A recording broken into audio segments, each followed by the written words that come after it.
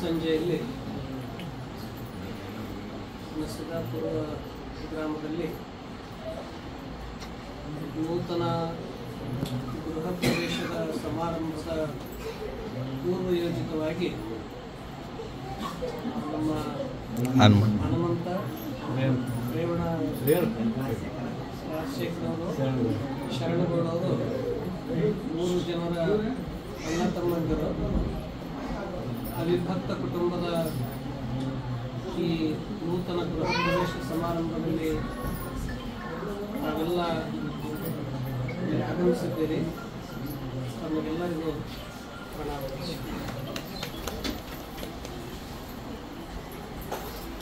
ಮನೆ ಎಂದರೆ ಒಂದು ಕೇವಲ ಸುಂದರವಾಗಿ ಇರಲಿಕ್ಕೆ ಪ್ರತಿಯೊಬ್ಬ ಮನುಷ್ಯನಿಗೂ ಬೇಕು ಮನೆ. ಮನೆ ಅಂದರೆ ಕೇವಲ ಅದು ಬಾಹ್ಯವಾಗಿ ಕಟ್ಟಡವಾಗಿ ಇರುವಂಥದ್ದು ಒಂದಾದರೆ, ಮನೆ ಒಳಗಡೆ ಇರುವಂಥ ಸಂಸ್ಕೃತಿ, ಸಂಸ್ಕಾರ, ಸ್ನೇಹ, ಶ್ರದ್ಧಾ ಇವೆಲ್ಲ ಪರಸ್ಪರ ಭಾವನೆಗಳನ್ನು ಕಲಿಸಿಕೊಡುವಂಥದ್ದು ಮನೆ.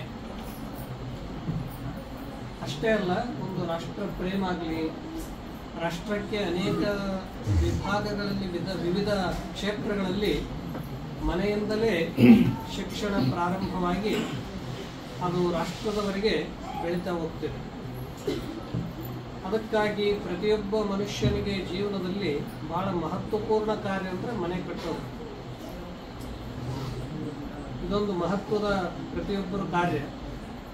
ಆದರೆ ಮನೆ ಒಳಗಡೆ ಶಾಂತಿ, ಸಂತೃಪ್ತಿ, ಸಮಾಧಾನವೂ ಅಷ್ಟೇ ಮಹತ್ವದ್ದು. ಅದು ಬರಬೇಕಾದ್ರೆ ಮನುಷ್ಯನಿಗೆ ಮೊಟ್ಟ ಮೊದಲು ಏನಿರಬೇಕು ಅಂತಂದರೆ ಆಧ್ಯಾತ್ಮ ಅಂತ ಅನ್ನೋದು ಇರಬೇಕು. ಆಧ್ಯಾತ್ಮ ಅಂದರೆ ಮನುಷ್ಯನಿಗೆ 3 ಪ್ರಕಾರವಾಗಿ ದುಃಖಗಳು ಬರ್ತವೆ.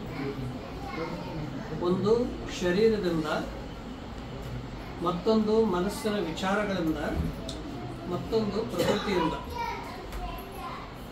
ಶರೀರ ಸ್ವಸ್ಥವಾಗಿರಬೇಕಾದ್ರೆ ನಿರೋಗಿ ಕಾಯವಾಗಿರಬೇಕು, ಶರೀರ ಸ್ವಸ್ಥವಾಗಿರಬೇಕು. ಅಂದಾಗ ಮನುಷ್ಯನಿಗೆ ಸುಖ ಸಂತೋಷ ಸಿಗುತ್ತದೆ. ಬಸವೇಶ್ವರರು ಹೇಳಿದ್ರು, ಶರೀರ ಅನ್ನೋದು ಒಂದು ದೇಗುಲ, ಶರೀರ ಅನ್ನೋದು ಒಂದು ದೇವಾಲಯ. ಇದನ್ನೇ ಉಪನಿಷತ್ತು ಋಷಿಗಳು ಹೇಳಿದ್ರು, ಶರೀರ ಮಾಧ್ಯಮ ಕಲು ಧರ್ಮ ಸಾಧನಂ. ಧರ್ಮ, ಅರ್ಥ, ಕಾಮ, ಮೋಕ್ಷಗಳನ್ನು ಸಂಪಾದನೆ ಮಾಡುವುದಕ್ಕಾಗಿ ಮೊಟ್ಟ ಮೊದಲನೇದಾಗಿ ನಮ್ಮ ಆರೋಗ್ಯ ಚೆನ್ನಾಗಿರಬೇಕು. ರೋಗ ಇಲ್ಲದಂತೆ ಆರೋಗ್ಯವಾಗಿರೋದು. ನಮಗೆ ಶಾರೀರಿಕ ದುಃಖ ಎದರಿಂದ ಆಗ್ತದ? ನಾವು ಸರಿಯಾದ ಜೀವನದ ಕ್ರಮ ಇಲ್ಲ ಅಂದ್ರೆ ಆಗ್ತದೆ.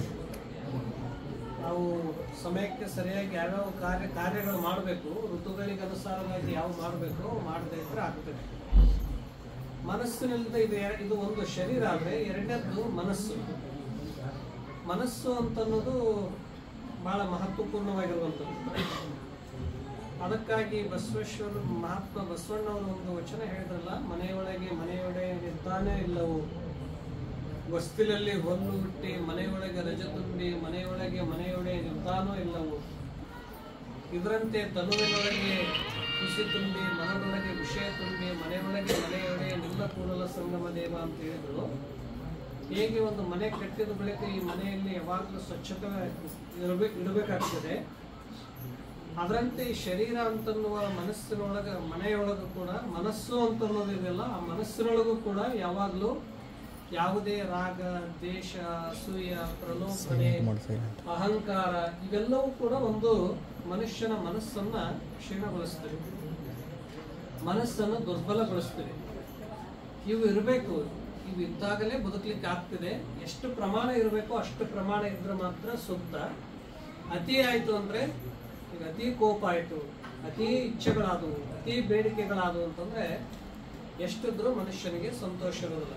ಅದಕ್ಕಾಗಿ ಮಾನಸಿಕ ಆರೋಗ್ಯವಾಗಿರೋದಕ್ಕೆ ದೊರಕಲೇನದರೂ ಪರಿಣತಿ ತಡೆಯುವುದೇ ಚಂದ ಅಂತ ಹೇಳಿದ್ರು. ನಮಗೇನು ಭಾಗ್ಯದಲ್ಲಿ ಬರ್ತಿದೆ, ನಮಗೆ ಪರಮಾತ್ಮ ಏನು ಕೊಡ್ತಾನೆ ಈಶ್ವರ, ಅದರಲ್ಲಿ ಸಂತುಷ್ಟ ಆಗಿರಬೇಕು. ಇದು ಮನಸ್ಸಿನ ಆರೋಗ್ಯಕ್ಕಾಗಿ.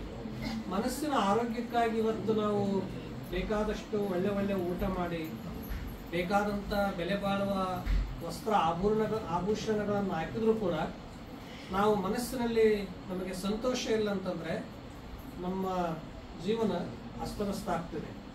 ಅದಕ್ಕಾಗಿ ಮಾನಸಿಕ ಆರೋಗ್ಯವೇ ಬಹಳ ಶ್ರೇಷ್ಠವಾದಂಥದ್ದು. ಇಂದು ಪ್ರತಿಯೊಬ್ಬ ಮನುಷ್ಯನಿಗೆ ಭೌತಿಕವಾಗಿರುವಂಥ ಸಾಕಷ್ಟು ಸುಖ ಸೌಲಭ್ಯಗಳಿದ್ರೂ ಕೂಡ ಮನಸ್ಸಿನಲ್ಲಿ ನಕಾರಾತ್ಮಕ ವಿಚಾರಗಳು ಇವತ್ತು ಹೆಚ್ಚು. ಯಾರು ಈ ಥರ ಇರಬೇಕಂತ ಹೋಲಿಕೆ ಮಾಡಿಕೊಂಡು ನಾವು ನಕಾರಾತ್ಮಕ ಇಲ್ಲದ್ದು ಸುಮ್ಮನೆ ವಿಚಾರ ಮಾಡೋದು, ಕಲ್ಪನಾ ಮಾಡೋದು, ಅತಿ ಉದ್ವೇಗ ಆವೇಶಗಳಿಗೆ ಒಳಗಾದಿಲ್ಲ ಅಂತಂದರೆ ಮನಸ್ಸು ಅಸ್ತವ್ಯಸ್ತ ಆಗ್ತದೆ. ಅದಕ್ಕಾಗಿ ನಮ್ಮ ಭಾರತ ದೇಶದಲ್ಲಿ ಮೊದಲು ಊರಿಗೊಂದು ಏನೋ ಹಾಸ್ಪಿಟಲು ಒಂದಷ್ಟು ಇದ್ದು ಅವು ಕಡಿಮೆ ಇದ್ದವು. ಆದರೆ ಇವತ್ತಿನ ದಿನಗಳಲ್ಲಿ ದೊಡ್ಡ ದೊಡ್ಡ ಪಟ್ಟಣಗಳಲ್ಲಷ್ಟೇ ಅಲ್ಲ, ತಾಲೂಕಿಗೊಂದು ಹಳ್ಳಿಗೂ ಕೂಡ ಮಾನಸಿಕ ರೋಗಿಗಳು ಹೆಚ್ಚಾಗ್ತಾ ಇದ್ದಾರೆ. ಆ ಮನಸ್ಸಿನ ಎದಕ್ಕೆ ಅಂತಂದರೆ ಸರಿಯಾಗಿ ನಿದ್ರೆ ಮಾಡದೇ ಇರೋದಕ್ಕೆ ಕಾರಣ, ಸರಿಯಾದ ಮನಸ್ಸನ್ನು ಬಳಸಿಕೊಳ್ಳದೆ ಇರೋದಕ್ಕೆ ಕಾರಣ. ಅದಕ್ಕಾಗಿ ಮಾನಸಿಕ ಆರೋಗ್ಯಕ್ಕೆ ನಮಗೆ ಧ್ಯಾನ, ಪೂಜೆ, ಸತ್ಸಂಗ, ಪ್ರೀತಿ ಎಲ್ಲ ಅವಿಭಕ್ತ ಕುಟುಂಬದಲ್ಲಿ ಕೂಡಿಕೊಂಡಿದ್ದಾಗ ಮಾತ್ರ ಮನುಷ್ಯನಿಗೆ ಒಂದು ಬಲ, ಸಂತೋಷ ಸಿಗುತ್ತದೆ. ಇದು ಮಾನಸಿಕ ಆರೋಗ್ಯ. ಇನ್ನೊಂದು ಪ್ರಕೃತಿಯನ್ನು ನಮಗೆ ಸಾಥ್ ಕೊಡಬೇಕಾಗ್ತದೆ. 3 ಆರೋಗ್ಯಕ್ಕಾಗಿ ಆಧ್ಯಾತ್ಮ ಅಂತ ಕರೀತಾರೆ. ಅದಕ್ಕಾಗಿ ಪ್ಲಸ್ ಆತ್ಮ ಅಂತಂದ್ರೆ ಎಲ್ಲಿ ಆತ್ಮ ಸ್ವಸ್ಥಪೂರ್ಣವಾಗಿ ಆ ಆತ್ಮನನ್ನು ಯಾರು ತಿಳಿದುಕೊಳ್ತಾರೋ ಅವರಿಗೆ 3 ದುಃಖಗಳಿಂದ ದೂರ ಆಗ್ತಾರ ಅಂತ ಹೇಳಿದ್ರು. ಅದಕ್ಕೆ ಮನುಷ್ಯನಿಗೆ ಒಂದು ಜೀವನದ ಉದ್ದೇಶ, ನಾವು ಈ ಭೂಮಿ ಮೇಲೆ ಪ್ರತಿಯೊಬ್ಬರು ಬಂದಿವಿ, ಬಂದ ಬಳಿಕ ಆರು ನಾನೆಂದು ವಿಚಾರಿಸು ಅಂತ ಹೇಳಿದ್ರಲ್ಲ, ನಾವು ಯಾಕೆ ಬಂದಿವಿ? ಈಗ ನಮ್ಮ ಬಾಲ್ಯತನ ಕಳೆದೋಯ್ತು, ಯೌವನಾವಸ್ಥೆ ಕಳೆದೋಗ್ತಿದೆ, ವೃದ್ಧಾವಸ್ಥೆ ಬರ್ತಿದೆ. ಆದರೆ ಮನುಷ್ಯನ ಜೀವನದಲ್ಲಿ 4 ಘಟ್ಟಗಳಲ್ಲಿ ನಾವು ಜೀವನದಲ್ಲಿ ಸಂತುಷ್ಟ ಆಗಿರಬೇಕು. ಅದು ಅಧ್ಯಾತ್ಮ. ಎಷ್ಟು ಇದೆ ಅನ್ನೋದು ಬಹಳ ಮಹತ್ವ ಅಲ್ಲ, ಎಷ್ಟು ಸಂತುಷ್ಟವಾಗಿದ್ದೇವೆ ಅಂತ ಅನ್ನೋದು ಬಹಳ ಮಹತ್ವದ್ದು, ಎಷ್ಟು ಸಂತೃಪ್ತಿಯಾಗಿದ್ದೇವೆ ಅಂತ ಅನ್ನೋದು ಬಹಳ ಮಹತ್ವದ್ದು. ಅದಕ್ಕೆ ಈ ಪರಿವರ್ತನಾ ಜಗತ್ತಿನೊಳಗ ನಾವೆಲ್ಲರೂ ಕೂಡ ಪರಿವರ್ತನಾ ಆಗ್ತಾನೆ ಹೋಗ್ತಾ ಇರ್ತೀವಿ. ಇಂಥ ಪರಿವರ್ತನ ಜಗತ್ತಿನಲ್ಲಿ ಅಪರಿವರ್ತಿತವಾಗಿರುವಂತ ನಮ್ಮ ಪ್ರತಿಯೊಬ್ಬರೊಳಗ ಆತ್ಮ ಅನ್ನೋದದ. ಆ ಆತ್ಮದ ಜ್ಞಾನವನ್ನ, ಆ ಆತ್ಮದ ಸ್ವರೂಪವನ್ನು ತಿಳಿದುಕೊಂಡಿವಂದ್ರೆ ನಮ್ಮ ಜೀವನದ ಉದ್ದೇಶ ಪೂರ್ಣ ಆಗ್ತದೆ. ಆ ಆತ್ಮವನ್ನು ತಿಳಿದುಕೊಂಡ ಅಂತಂದ್ರೆ ಮನುಷ್ಯನಲ್ಲಿ ಭೇದಗಳಿರೋದಿಲ್ಲ.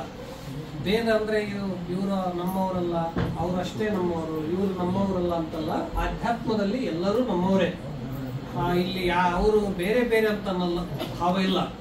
ಸೂರ್ಯ ಹೇಗೆ ಒಬ್ಬರೇ, ಶರೀರದಲ್ಲಿ ಹೇಗೆ ಮಣ್ಣಿನ ಘಟಗಳು ಅನಂತವಾಗಿದ್ರು ಕೂಡ ಆ ಘಟದೊಳಗಿರುವ ಸೂರ್ಯನ ಪ್ರಕಾಶ ಒಂದೇ ಹೇಗಿರ್ತದೋ ಹಾಗೆ ನಮ್ಮಲ್ಲಿರುವ ಆತ್ಮ, ನಮ್ಮಲ್ಲಿರುವ ಅರಿವು, ನಮ್ಮಲ್ಲಿರುವ ಮಹಾಪ್ರಜ್ಞೆ ಅಂತ ಅನ್ನೋದು ಒಂದೇ.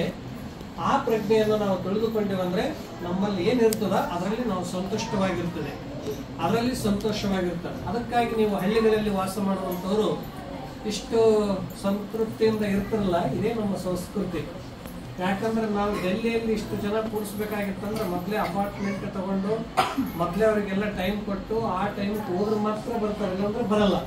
ನೀವು ನೋಡಿ ಎಷ್ಟು ಜನ ಸಂತರು ಬರ್ತಾರ, ಒಂದೇನೇ ಕಾರ್ಯಕ್ರಮ ಇತ್ತು ಅಂದ್ರೆ ನೀವೆಲ್ಲರೂ ಕೂಡಿ ಬಿಡ್ತೀರಿ. ಇದೇ ನಮ್ಮ ಸಂಸ್ಕೃತಿ. ಅದಕ್ಕಾಗಿ ಹಳ್ಳಿಗಳಲ್ಲಿ ಒಳ್ಳೆಯ ವಾತಾವರಣ ಇದೆ, ಒಳ್ಳೆಯ ಸಂಸ್ಕೃತಿ ಇದೆ, ಪರಸ್ಪರ ಪ್ರೀತಿ ಇದೆ ಮತ್ತು ಒಳ್ಳೆಯ ಶುದ್ಧವಾದ ವಾತಾವರಣ ಸಿಗುತ್ತದೆ. ಇಂಥ ಒಂದು ಹಳ್ಳಿಗಳಲ್ಲಿ ನಾವು ಈ ಮಸಿದಾಪುರ ಹೇಗೆ ನಮ್ಮ ಶ್ರೀ ಆರೂಢ ಜ್ಯೋತಿ ಶ್ರೀ ಶಿವಪುತ್ರ ಮಹಾಸ್ವಾಮೀಜಿಯವರಿಂದ ಇಲ್ಲಿ ಆಧ್ಯಾತ್ಮಿಕ ಅಂತ ಒಂದು ಪ್ರಾರಂಭವಾಯಿತು. ಅಂದಿನಿಂದ ಗುರುಗಳು ಈ ಊರಲ್ಲಿ ನಿಮಗೆ ಪ್ರತಿಯೊಬ್ಬರಿಗೂ ಗುರು ಭಕ್ತಿ, ಈಶ್ವರನ ಭಕ್ತಿ, ಶ್ರವಣ ಸ್ವಾಧ್ಯಾಯಗಳನ್ನು ಮಾಡುವಂಥದ್ದು ಮತ್ತು ಎಲ್ಲೆಲ್ಲಿ ಸತ್ಸಂಗ ಇರ್ತಾವ ಅಲ್ಲಿ ಹೋಗಿ ಕೇಳುವಂಥದ್ದು, ಸೇವೆ ಮಾಡುವಂಥದ್ದು, ಇದೆಲ್ಲವನ್ನ ಕಲಿಸಿಕೊಟ್ರು. ಅದಕ್ಕಾಗಿ ಊರಿನಲ್ಲಿ ಭಕ್ತಿಯನ್ನ ಬೆಳೆಯುವುದಕ್ಕಾಗಿ ಊರಿಗೊಂದು ಮಂದಿರ ಇರಬೇಕು, ಊರಲ್ಲಿ ಆಗಾಗ ಸಂತರು ಬರ್ತಾ ಇರಬೇಕು ಮತ್ತು ಆಗಾಗ ಒಳ್ಳೆ ಮಾತುಗಳನ್ನು ಕೇಳ್ತಾ ಇರಬೇಕು. ಮನುಷ್ಯನಿಗೆ ಒಳ್ಳೆ ಮಾತುಗಳ ಪ್ರಭಾವದಕ್ಕಿಂತ ಕೆಟ್ಟ ಮಾತಿನ ಪ್ರಭಾವ ಹೆಚ್ಚಾಗ್ತಿರ್ತದೆ. ಅದಕ್ಕಾಗಿ ಒಳ್ಳೆ ಮಾತುಗಳನ್ನು ಮೇಲಿಂದ ಮೇಲೆ ಕೇಳ್ತಾ ಇದ್ರೆ ಮನಸ್ಸಿಗೆ ಒಂದು ಒಳ್ಳೆಯ ಸಂಸ್ಕಾರ, ಮನಸ್ಸಿಗೆ ಒಂದು ಒಳ್ಳೆಯ ಸ್ವಭಾವ ನಿರ್ಮಾಣ ಆಗ್ತದೆ. ಅದರಿಂದ ನಾವು ಸಂತೋಷವಾಗಿರಲಿಕ್ಕೆ ಸಾಧ್ಯ ಆಗ್ತಿದೆ. ನಮ್ಮ ಭಾರತದ ಸಂಸ್ಕೃತಿ ಬಹಳ ಶ್ರೇಷ್ಠವಾದಂಥದ್ದು. ಯಾಕೆಂದರೆ ಮೊನ್ನೆ ನಮ್ಮ ಅಲ್ಲಿ ಬಿಳಿಗಿರಿ ರಂಗನ ಬೆಟ್ಟದಲ್ಲಿ ಒಬ್ಬರು ಅಮೇರಿಕದವರು ಸೈಕಾಲಜಿ ಕೌನ್ಸಿಲಿಂಗ್ ಡಾಕ್ಟರು, ಅವರು 60 ವರ್ಷ, ಅಲ್ಲಿ ಮಾನಸಿಕ ರೋಗಿಗಳು ಹೆಚ್ಚು. ಅವರು ಮನಸ್ಸಿಗೆ ಎಲ್ಲರ ಮನಸ್ಸನ್ನು ನೋಡ್ತಾ ನೋಡ್ತಾ ಎಲ್ಲರ ಮನಸ್ಸಿನ ವಿಚಾರ ಕೇಳ್ತಾ ಅವರಂದ್ರು, ನಾನು ಪ್ರತಿಯೊಬ್ಬರಿಗೆ ಔಷಧ ಕೊಡ್ತೀನಿ, ನಿದ್ದೆ ಬರಕ್ಕೆ ಗುಳಿಗೆ ಕೊಡ್ತೀನಿ, ಅವ್ರ ಮನಸ್ಸನ್ನು ಪರಿವರ್ತನೆ ಮಾಡಲಿಕ್ಕೆ ನಾನೇನು ಪ್ರಯತ್ನ ಮಾಡ್ತೀನಿ. ಆದ್ರೆ ನಿಜವಾದ ಶಾಂತಿ ಎದರಿಂದ ಸಿಗ್ತದ, ಯಾವ ಔಷಧದಿಂದ ಸಿಗ್ತದ? ಅವಾಗ ಅವರು ಹೆಚ್ಚು ಯಾವುದಕ್ಕಂದ್ರೆ ಧ್ಯಾನ ಮಾಡೋದ್ರಿಂದ ಸಿಗ್ತದ. ಧ್ಯಾನ ಅಂದ್ರೆ ನಮ್ಮ ಸ್ವರೂಪವನ್ನು ನಾವು ನೋಡಿಕೊಳ್ಳೋದು, ನಮ್ಮಲ್ಲಿರುವ ನಕಾರಾತ್ಮಕ ವಿಚಾರಗಳನ್ನೆಲ್ಲ ದೂರ ಸರಿಸಿ ನಾವು ಭಗವಂತನ ಸಮೀಪ ಹೋಗೋದು. ಅದಕ್ಕಾಗಿ ಅವರು ಬುದ್ಧ ಧ್ಯಾನಕ್ಕೆ ಹೆಚ್ಚು ಪ್ರಭಾವಿತ ಆಗಿ ತಮ್ಮ ಬೇಕಾದಷ್ಟು ದೊಡ್ಡ ಬಂಗಲೆ, ಉದ್ಯೋಗ ಎಲ್ಲ ಬಿಟ್ಟು ಅವರು ಭಾರತಕ್ಕೆ ಬರ್ತಾರೆ. ಒಬ್ಬ ಮಹಿಳೆ ಅಮೆರಿಕದಿಂದ ಭಾರತಕ್ಕೆ ಬಂದು, ಆ ಭಾರತದಲ್ಲಿ ಹಿಮಾಲಯದಾಗ ಒಬ್ಬರೇ ಇರ್ತಾರೆ 3 ವರ್ಷ. ನಮ್ಮ ದೇಶದಲ್ಲಿ ಹೇಗೆ ಒಬ್ಬರೇ ಎಲ್ಲ ಕಡೆ ಹೋಗಲ್ಲ ಮಹಿಳೆಯರು, ಆದ್ರೆ ಅವರು ಒಬ್ಬರೇ ಹೋಗಿ 3 ವರ್ಷ ಹಿಮಾಲಯದಲ್ಲಿದ್ದು ಧ್ಯಾನ ತಪಗಳನ್ನು ಮಾಡಿ ಅವ್ರು ಏನ್ ಮಾಡ್ತಾರ, ಈ ಭಾರತ ಬಹಳ ಪುಣ್ಯ ಭೂಮಿ ಇದೆ, ಪ್ರತಿಯೊಬ್ಬರಲ್ಲಿಯೂ ಆಧ್ಯಾತ್ಮ ಇದೆ, ಪ್ರತಿಯೊಂದು ಗ್ರಾಮಗಳಲ್ಲಿ ಸಂಸ್ಕೃತಿ ಉತ್ಸವಗಳಿದೆ, ಈ ಜನ ಬಹಳ ಸಂತೋಷವಾಗಿರ್ತಾರ. ಅದಕ್ಕಾಗಿ ಅವ್ರು ಏನ್ ಮಾಡಿದ್ರು ಅಂದ್ರೆ ತಮ್ದು ಹೋಗೋದೇ ಅವ್ರ ದೇಶಕ್ಕೆ ಬೇಡ ಅಂತ ತಿಳ್ಕೊಂಡು ಅವರು ಸನ್ಯಾಸ ದೀಕ್ಷೆ ತಗೊಂಡ್ರು, ಬೌದ್ಧ ಸನ್ಯಾಸ ದೀಕ್ಷೆ ತಗೊಂಡು. ಬೌದ್ಧ ಸನ್ಯಾಸ ದೀಕ್ಷೆ ತಗೊಂಡು ತಮ್ಮ ಹೆಸರು ಅವರು ಸುಖ ಅಂತ ಇಟ್ಟುಕೊಂಡು ಅವರು ಹೇಗೆ ಧ್ಯಾನ ಯೋಗ ಮಾಡ್ತಾರಂದ್ರೆ, ಮನುಷ್ಯನಿಗೆ ಸಿಗ್ತದೆ ಅಥವಾ ಊಟ ಮಾಡಿದಾಗೂ ಆನಂದ ಸಂತೋಷ ಸಿಗ್ತದೆ, ನಮಗೆ ಇಷ್ಟವಾದಂತ ವಸ್ತುಗಳು ಸಿಕ್ಕಾಗೂ ಸಂತೋಷ ಆಗ್ತದೆ. ಇದೆಲ್ಲವಕ್ಕೆ ಏನಂತಾರಂತಂದ್ರೆ ಜ್ಞಾನೇಂದ್ರಿಯಗಳಿಗೆ ಸಿಗುವ ಆನಂದ ಅಂತ ಕರೀತಾರೆ. ಆದ್ರೆ ಇನ್ನೊಂದು ಅತೀಂದ್ರಿಯ ಆನಂದ ಅಂತಂದ್ರೆ ಇದು ಯಾವುದೂ ಇಲ್ಲದೆ ನಮ್ಮ ಧ್ಯಾನ ಶಕ್ತಿಯಿಂದ, ಆಧ್ಯಾತ್ಮಿಕ ಶಕ್ತಿಯಿಂದ, ಯೋಗ ಶಕ್ತಿಯಿಂದ ನಾವು ಆನಂದವನ್ನು ಪಡೆದುಕೊಳ್ಳಕ್ಕೆ ಸಾಧ್ಯ ಇದೆ ಅಂತ ಅನ್ನೋದಕ್ಕಾಗಿ ಹಿಮಾಲಯದಲ್ಲಿ ಎಷ್ಟೋ ಋಷಿಗಳು ತಮ್ಮ ಎಲ್ಲವನ್ನೂ ತ್ಯಾಗ ಮಾಡಿ ಅವರು ಧ್ಯಾನ ತಪಸ್ಸುಗಳನ್ನು ಮಾಡ್ತಾರೆ. ಅದಕ್ಕಾಗಿ ಅವ್ರು ಏನ್ ಮಾಡಿದ್ರು ಅಂತಂದ್ರೆ ಎಲ್ಲವನ್ನ ಬಿಟ್ಟು ಧ್ಯಾನಗಳನ್ನು ಮಾಡ್ತಾ ಆನಂದವನ್ನು ಅನುಭವಿಸೋದು ಹೇಗೆ ಅಂತ ತಿಳ್ಕೊಂಡು, ಬಹುತೇಕ ಭಾರತೀಯರು ಕೂಡ ಅಷ್ಟು ನಾವು ಪೂಜೆ ಧ್ಯಾನ ಮಾಡ್ಲಿಕ್ಕಿಲ್ಲ, 6 ತಾಸು ಕೊಡ್ತಾರೆ. ಒಮ್ಮೆ ಕುಳಿತರೆ 6 ತಾಸು ಧ್ಯಾನ ಮಾಡ್ತಾರೆ. ಮಹಿಳೆ 60 ವರ್ಷ, ಭಾರತೆಲ್ಲ ಒಬ್ಬರೇ ಸುತ್ತಾರೆ. ಮತ್ತು ಮುಂಜಾನೆ ಒಂದು ಸ್ವಲ್ಪ ಊಟ ಮಾಡಿದ್ರಂದ್ರೆ ಮಧ್ಯಾಹ್ನ ಮುಂಜಾನೆ ಊಟ ಇಲ್ಲ, ಹಣ್ಣಷ್ಟೇ ತಗೊಂಡ್ರಂದ್ರೆ ಮರದಂತನೂ ಏನು ತಗೊಳ್ಳಲ್ಲ. ಅದಕ್ಕೆ ಈ ರೀತಿಯಾಗಿ ಸಾಧನೆ ಮಾಡ್ಲಿಕ್ಕಾಗಿ ತಮ್ಮ ದೇಶವನ್ನೆಲ್ಲ ಬಿಟ್ಟು ಈ ದೇಶಕ್ಕಾಗಿ ಬಂದು ಇಲ್ಲಿ ಸಾಧನೆ ಮಾಡ್ತಾರ. ಅದಕ್ಕಾಗಿ ನಮ್ಮ ದೇಶದ ಮಣ್ಣಿನ ಗುಣದಿಂದನೇ ಕೃಷಿಗಳು ತಾವೆಲ್ಲ ಕೃಷಿಯನ್ನು ಮಾಡುವಂಥವ್ರು. ಕೃಷಿ ಅಂದ್ರೆ ಬಹಳ ಪ್ರಾಮಾಣಿಕವಾದ ಉದ್ಯೋಗ, ಇದರಲ್ಲಿ ಯಾವುದು ಇದು ಮಾಡ್ಲಿಕ್ಕೆ ಬರಲ್ಲ, ಮೋಸ ವಂಚನೆ ಮಾಡ್ಲಿಕ್ಕೆ ಬರಲ್ಲ. ಇದು ಪ್ರಾಮಾಣಿಕವಾದದ್ದು, ಪ್ರಕೃತಿ ಜೊತೆಗೆ ತಾವು ಕೂಡಿಕೊಂಡು ಮಾಡುವಂಥದ್ದು, ಪ್ರಕೃತಿಯನ್ನೇ ನಂಬಿದವರು. ಅದಕ್ಕೆ ಪ್ರಕೃತಿ ಅಂದ್ರೆ ಕೃತಿ, ನಮ್ಮನ್ನೆಲ್ಲ ಕೃತಿಗೊಳಿಸುವಂಥದ್ದು, ನಮ್ಮನ್ನೆಲ್ಲ ಹೊಸ ರೂಪ ಕೊಡುವಂಥದ್ದು. ನಮಗೇನ್ ಕೊಟ್ಟಿದೆ ಅಂದ್ರೆ ಈಗೆಲ್ಲ ನಮ್ಮನ್ನ ರೂಪಿಸುವುದು ಪ್ರಕೃತಿ, ನಮಗೆಲ್ಲ ಆಕಾರ ಕೊಟ್ಟಿದ್ದು ಪ್ರಕೃತಿ. ಇಂಥ ಕೃಷಿ ಕೃತ್ಯದಲ್ಲಿ ಇದನ್ನು ಸತ್ಯಶುದ್ಧವಾಗಿ ಮಾಡಬೇಕಾಗ್ತದೆ. ತಾವೆಲ್ಲ ಇದನ್ನ ಪ್ರಾಮಾಣಿಕದಿಂದ ಸತ್ಯಶುದ್ಧವಾಗಿ ಋತುಮಾನಗಳಿಗೆ ಅನುಸಾರವಾಗಿ ತಾವು ಮಾಡುವಂತವರಿಗೆ, ಕೃಷಿ ಮಾಡುವಂತವರಿಗೆಲ್ಲ ನಮ್ಮ ದೇಶದಲ್ಲಿ ಕೃಷಿ ಋಷಿಗಳಂತ ಕರೆದರು. ಯಾಕೆಂದ್ರೆ ನೀವು ಯಾವಾಗಲೂ ಸೂರ್ಯನನ್ನು ನೋಡ್ತಾ, ಚಂದ್ರಮನನ್ನು ನೋಡ್ತಾ, ಗಾಳಿ ಬೆಳಕನ್ನು ಅನುಭವಿಸ್ತಾ ಮತ್ತು ಯಾವಾಗಲೂ ಪ್ರಕೃತಿ ಜೊತೆಗೆ ಮಾತಾಡ್ತಾ ಮತ್ತು ಸಂತೋಷವಾಗಿ ಇರುವಂತವ್ರು. ಇಂಥ ಒಂದು ಪ್ರಕೃತಿಯ ಮಧ್ಯದಲ್ಲಿ ತಾವು ಹಲವಾರು ಬೆಳೆಗಳನ್ನ ಬೆಳಿತೀರಿ. ಹಾಗೆ ಅಂತರಂಗದಲ್ಲಿ ಕೂಡ ಅಧ್ಯಾತ್ಮದ ಬೆಳೆಯನ್ನು ಬೆಳಿಬೇಕು, ಬಹಿರಂಗವಾಗಿ ಕೃಷಿಯಲ್ಲಿ ಬೆಳೆ ಬೆಳಿಬೇಕಂತ ಇದನ್ನ 12ನೇ ಶತಮಾನದಲ್ಲಿ ಶರಣರು ಹೇಳಿದ್ರು. ಅದಕ್ಕಾಗಿ ತಾವು 2 ಬೆಳೆಗಳನ್ನ ಕೃಷಿಯಲ್ಲಿ ಒಂದು ಬೆಳೆದ್ರೆ ಆಧ್ಯಾತ್ಮದಲ್ಲಿ ಜ್ಞಾನವನ್ನ, ಭಕ್ತಿಯನ್ನ, ಒಂದು ಸೇವೆ ಪ್ರತಿಫಲವನ್ನ ತಾವು ಬೆಳೆದು ಸಂತೋಷವಾಗಿರುವಂತವ್ರು. ಆದ್ರೆ ಇವತ್ತಿನ ದಿನದಲ್ಲಿ ಕೃಷಿಗಳು ಏನಾಗಿದೆ ಅಂದ್ರೆ, ಕೃಷಿ ಮಾಡೋರು ಅಂದ್ರೆ ಬಹಳ ಕಡಿಮೆ ಅಂತ ತಿಳ್ಕೊಂತೀವಿ ನಾವು. ಕೃಷಿ ಮಾಡೋರು ಅಂದ್ರೆ ಬಹಳ ಕಡಿಮೆ, ಆದ್ರೆ ಇವಾಗ ಕೃಷಿ ಮಾಡೋರೇ ಬಹಳ ಶ್ರೇಷ್ಠ. ನಿನ್ನೆ ಒಬ್ರು ನಮ್ಗೆ ಸುತ್ತೂರು ಮಠದಲ್ಲಿ UK ದವರು ಬಂದಿದ್ರು. ಒಬ್ಬ ಮಹಿಳೆ, ಅವರು ಆ ದೇಶದ ಮಹಾರಾಣಿಗೂ ಕೂಡ ಬಹಳ ಶ್ರೇಷ್ಠ ಕೆಲಸ ಯಾವುದಂದ್ರೆ ಅವ್ರು ಕೃಷಿ ಅಂತ ತಿಳ್ಕೊಂತಾರೆ. ಅವರು ಕೂಡ ಹೋಗಿ ಹೊಲದಲ್ಲಿ ಕೆಲಸ ಮಾಡ್ತಾರಂತ, ಅದೇ ಶ್ರೇಷ್ಠ ಕೆಲಸ ಅಂತ ತಿಳ್ಕೊಂಡು ಇವಕ್ಕೆ ಆ ದೇಶದ ಮಹಾರಾಣಿ ಕೂಡ ಕೃಷಿ ಮಾಡೋರಿಗೆ ಬಹಳ ಗೌರವಿಸ್ತಾರಂತ. ನಮ್ಮ ದೇಶದಲ್ಲಿ ಏನಾಗಿದೆ ಅಂದ್ರೆ ಯಾರು ಒಕ್ಕಲ್ತನ ಮಾಡ್ತಾರೋ ಅವ್ರಿಗೆ ಹೆಣ್ಣು ಕೊಡೋದೇ ಕಷ್ಟ ಆಗಿದೆ, ಯಾಕೆ ಇವ್ರು ಬಹಳ ಕಡಿಮೆ ಅಂತ ತಿಳ್ಕೊಳ್ಳೋದು. ಆದ್ರೆ ಅವರಷ್ಟು ನೆಮ್ಮದಿ ಮತ್ತೆ ಯಾರಿಗೂ ಇರಲ್ಲ, ಮತ್ತು ಅವರಷ್ಟು ಸಂತುಷ್ಟ ಯಾರಿಗೂ ಇರಲ್ಲ. ಎಲ್ಲ ದೇಶಕ್ಕೆ ಅನ್ನ ಕೊಡುವವರು ಅನ್ನದಾತರು. ಅದಕ್ಕಾಗಿ ಅದಕ್ಕೆ ಕೃಷಿ ಕೆಲಸ ನಿಂತಿತ್ತು ಅಂದ್ರೆ ನಮ್ಮ ದೇಶ ಎಷ್ಟು ಅಸ್ತವ್ಯಸ್ತ ಆಗ್ತಿದೆ. ಅಷ್ಟೇ ಅಲ್ಲ, ನಮ್ಮ ರೈತರು ತಾವೆಲ್ಲ ಇದ್ರಲ್ಲ, ಮನೆಗೆ ಬಂದ್ರೆ ಎಷ್ಟು ಸಂತೋಷ ಪಡ್ತೀರಿ, ಯಾರೇ ಬಂದ್ರು ಊಟ ಮಾಡಿಸ್ತೀರಿ, ಆತಿಥ್ಯ ಪಡ್ತೀರಿ, ಆತಿಥ್ಯ ಮಾಡಿಸ್ತೀರಿ ಮತ್ತು ಅದರಲ್ಲಿ ಸಂತೋಷ ಪಡ್ತೀರಿ. ಇದು ಸಂಸ್ಕೃತಿ ನಮ್ಮ ಹಳ್ಳಿಗಳಲ್ಲಿ ಮಾತ್ರ ಇದೆ. ಇಂಥ ಒಂದು ತಾವು ಜೀವನವನ್ನು ಸಾಗಿಸಿಕೊಂಡು ಬಹಳ ಶ್ರೇಷ್ಠವಾದಂಥ ಜೀವನವನ್ನು ಸಾಗಿಸಿಕೊಂಡು ಬಹಳ ಸುಖಿ ಸಂತೋಷವಾಗಿದ್ದೀರಿ. ಅದಕ್ಕಾಗಿ ನಾವು 10 ವರ್ಷದ ಹಿಂದೆ ಬಂದಿದ್ದೀವಿ. ಮತ್ತೆ ಆ ಬಳಿಕ ಈ ಮನೆ ಶಾಂತಿಗೆ ಬರಬೇಕಂತ ತಿಳ್ಕೊಂಡು ನಾವು ಗುಲ್ಬರ್ಗದಲ್ಲಿ ಬಂದ ಕಾರ್ಯಕ್ರಮಕ್ಕೆ, ಭಾರತ ಸಂಸ್ಕೃತಿ ವಿಕಾಸ ಕಾರ್ಯಕ್ರಮಕ್ಕೆ ಬಂದಾಗ ಇವರೆಲ್ಲ ಮತ್ತೆ ಅಲ್ಲಿ ಬಿಳಿಗಿರಿ ರಂಗನ ಬೆಟ್ಟಕ್ಕೂ ಬಂದಿದ್ರು, ಇಲ್ಲ ಬರಲೇಬೇಕು ಅಂತ. ಇಲ್ಲ, ನಾನು ಆ ಭಾಗದಲ್ಲಿ ಇರ್ತೀನಿ, ನಾನು ದೂರ ಇದ್ದೀನಿ, ಆಗೋದಿಲ್ಲ ಅಂತಂದ್ರೂ ಬಿಡಲಿಲ್ಲ. ಅದಕ್ಕಾಗಿ ಅವ್ರ ಭಕ್ತಿಗೆ ನಾವು ಇಲ್ಲೇ ಗುಲ್ಬರ್ಗದಲ್ಲಿ ಭಾರತೀಯ ಸಂಸ್ಕೃತಿ ಉತ್ಸವಕ್ಕೆ ಬಂದಾಗ ನಿಮ್ಮನ್ನೆಲ್ಲ ನೋಡಿ ನನಗೆ ಭಾಳ ಸಂತೋಷವಾಯಿತು. ಮತ್ತು ನಾವು ಸನ್ಯಾಸಿಗಳು, ನಾವು ಒಂದೇ ಕಡೆ ಇಡೀ ಭಾರತ ಎಲ್ಲ ಸುತ್ತಾ ಇರ್ತೀವಿ. ಎಲ್ಲ ರಾಜ್ಯಗಳಿಗೂ ಹೋಗ್ತೀವಿ, ಎಲ್ಲ ರಾಜ್ಯದ ಸಂಸ್ಕೃತಿಗಳನ್ನು ನೋಡ್ತೀವಿ. ಈಗ ಜಮ್ಮು ಕಾಶ್ಮೀರದಲ್ಲಿ ಒಂದು ಸಂಸ್ಕೃತಿ ಇದೆ, ಇದು ಗುಜರಾತ್ಗೆ ಹೋದ್ರೆ ಒಂದು ಬಹಳ ಸಂಸ್ಕೃತಿ ಬೇರೆ. ಎಲ್ಲ ದೇಶದಲ್ಲಿ ಒಂದು ನಮ್ಮ ದೇಶ ವೈವಿಧ್ಯಮಯವಾಗಿದೆ, ಅಲ್ಲೆಲ್ಲ ಸಂಸ್ಕೃತಿಗಳು ವಿಭಿನ್ನವಾಗಿವೆ, ಆಹಾರ ಪದ್ಧತಿಗಳು ಬೇರೆ ಇವೆ, ಆಚಾರ ವಿಚಾರಗಳು ಬೇರೆ ಬೇರೆ ಇವೆ. ಅದಕ್ಕಾಗಿ ನಾವೆಲ್ಲ ಭಾಗದಲ್ಲೂ ಇರ್ತೀವಿ. ಇನ್ನೊಂದು ಹಿಮಾಲಯದಲ್ಲಿ ಕೂಡ ಬಹಳ ಒಳ್ಳೆಯ ಸ್ಥಾನ ಇದೆ. ಆದರೆ ಮನಸ್ಸು ನಿರ್ಮಲವಾಗಿತ್ತು, ಮನಸ್ಸೇ ಪವಿತ್ರವಾಗಿತ್ತು. ನಾವು ಕುಳಿತುಕೊಂಡು ಈ ವಿಶ್ವವನ್ನೇ ಧ್ಯಾನ ಮಾಡಿದಾಗ ನಾವು ಇರುವಲ್ಲೇ ಹಿಮಾಲಯ ಆಗ್ತದೆ, ನಾವಿರುವಲ್ಲೇ ವಾರಣಾಸಿ, ಕೈಲಾಸ, ಕಾಶಿ ಎಲ್ಲವೂ ಇಲ್ಲೇ ಆಗ್ತದೆ. ಅದಕ್ಕಾಗಿ ಅಂತ ಒಂದು ಜೀವನವನ್ನ ತಾವೆಲ್ಲ ಸಾಗಿಸ್ತಾ ಇದ್ದೀರಿ. ಈ ಮನೆ ಬಹಳ ಚೆನ್ನಾಗಿ ಮಾಡಿದ್ದೀರಿ, ನೋಡಿ ಬಹಳ ಸಂತೋಷ ಆಯಿತು. ಪ್ರತಿಯೊಬ್ಬರು ಇಲ್ಲೆಲ್ಲ ಗುರು ಪೂರ್ಣಿಮಾ ಮಹೋತ್ಸವ ಇರಲಿ, ಶ್ರಾವಣ ಮಾಸ ಇರಲಿ, ಆಗಾಗಲ್ಲಿ ಬರ್ತಾ ಇರ್ತೀರಿ. ಮತ್ತು ತಮ್ಮ ಊರು ಒಂದು ಸುತ್ತಮುತ್ತ ಭಾಗದಲ್ಲೇ ಕೂಡ ಒಂದು ಆದರ್ಶವಾಗಿರುವಂಥದ್ದು. ನಿಜಗುಣ ಶಾಸ್ತ್ರ ಅಂತೂ ನಿರಂತರವಾಗಿ ನಿಮ್ಮ ಊರಲ್ಲಿ ನಡೀತಾ ಇದೆ. ನೀವು ಹೇಗೆ ಕೈವಲ್ಯ ಪದ್ಧತಿ ಮತ್ತು ಆ ಕೈವಲ್ಯ ಪದ್ಧತಿಯಲ್ಲಿ ಕೈವಲ್ಯ ಪದ್ಧತಿ ಬಹಳ ಸರಳವಾಗಿ ಹೇಳಿದರು. ಕೈವಲ್ಯ ಅಂದರೆ ಬಿಡುಗಡೆ ಹೊಂದಬೇಕು. ಎದರಿಂದ ಬಿಡುಗಡೆ ಹೊಂದಬೇಕು? ಎಲ್ಲದರಿಂದ ಬಿಡುಗಡೆ ಹೊಂದಬೇಕಂತಲ್ಲ, ಆದರೆ ಮನಸ್ಸಿನಿಂದ ಬಿಡುಗಡೆ ಹೊಂದಬೇಕು. ಎಲ್ಲದರ ಮಧ್ಯದಾಗಿದ್ದೂ ಮನಸ್ಸು ಮುಕ್ತವಾಗಿರಬೇಕು. ಅದಕ್ಕಾಗಿ ಶಿವನ ಕೃಪೆಯನ್ನು ಪಡ್ಕೋಬೇಕು, ಶಿವನ ಅನುಗ್ರಹ ಪಡ್ಕೊಳ್ಬೇಕಾದ್ರೆ ನಾವು ಹೇಗಿರಬೇಕು? ಮನೆಯಲ್ಲಿ ನಿತ್ಯ ಪೂಜಾ ಪ್ರಾರ್ಥನೆಗಳು ಮಾಡ್ತಾ ಇರಬೇಕು.